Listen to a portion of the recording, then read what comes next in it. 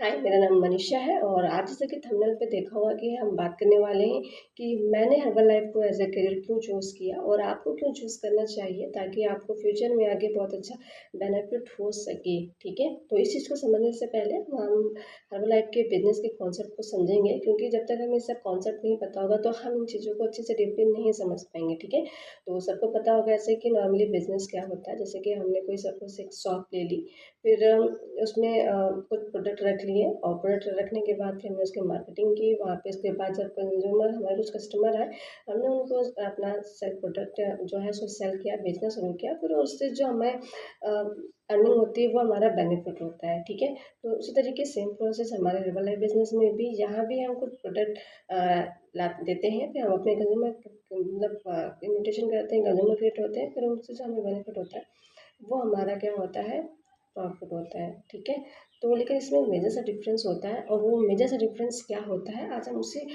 Major से difference के ऊपर हम बात करने वाले हैं कि आखिर ये चीज़ है क्या। ठीक है, तो फर्स्ट ऑफ ऑल मैं बात करूँगी जैसे कि आपको अदर बिजनेस में चीज़ें जैसे कि पहले से ही बहुत सारा आपको मतलब पैसा इन्वेस्टमेंट करना पड़ता है। मीन्स आपको एक अच्छी शॉप लेनी पड़ती है, शॉप का जो रेंट होता है वो भी उसमें देना होता है, प्लस जो आप बहुत सारा प्रोडक्ट 1.5-2 लाख का रखना पड़ता है, वो चीज़ है। ठीक है, और प्लस फिर हमें उसके मतलब लोगों तक अपने चीज़ों को बताना होता है। मीन्स एक प्रचार करना होता है कि हाँ ऐसे ऐसा है। तो उस सब कुल मिला के उन सब चीज़ों में हमारा 5 से 6 लाख रुपए इन्वेस्टमेंट हो जाता है। बट यहाँ पे इस बिजनेस में ऐसा कुछ भी नहीं है। हमें यहाँ पहले से कोई ना तो कोई शॉप लेने की ज़रूरत है, ना ही प्रोडक्ट रखने की ज़रूरत है। पहले से आप जब जब आप आपके जैसे कंज्यूमर क्रिएट होते हैं, आप अपने डायरेक्ट कंपनी से भी सामान दिला सकते हो और डायरेक्ट उस वहाँ पे उसको सर्विस दे सकते हो। उसके लिए आपको वहाँ पे कोई शॉप लेने की ज़रूरत नहीं है। तो इट मीन्स देखिए, यहाँ पे आपका जो सारा पैसा है वो बिल्कुल सेव है। ठीक है, तो अब इसकी चीज़ें आगे मैं बात करती हूँ। जो दूसरी चीज़ है वो है हमारा कंज्यूमर क्रिएट करना, है ना।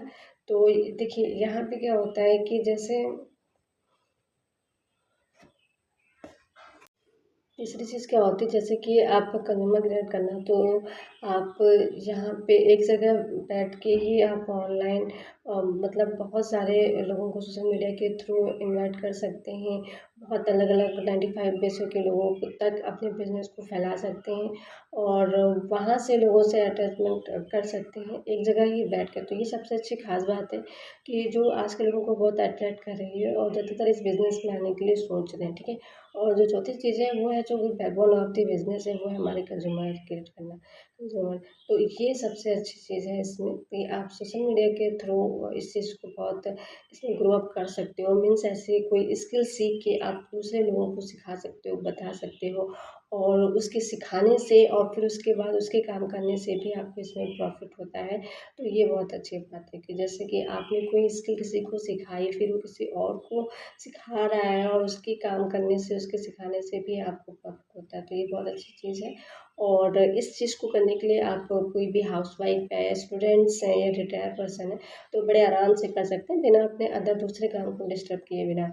तो ये चीज़ बहुत अच्छी है। अगर आप एज ए स्टूडेंट हैं मेरी तरह, तो आप भी इस चीज़ को शुरू कर सकते हैं और इन फ्यूचर आप एक टाइम पे बहुत अच्छा ग्रो अप, बहुत अच्छा बिजनेस बिल्ड कर सकते हैं। और इस तरीके मैंने इस चीज़ को बिना अपनी स्टडी को डिस्टर्ब किए हर एक चीज़ को पार्ट टाइम करती जा रही हूँ बहुत अच्छे से। उस तरीके से आप भी कर सकते हो।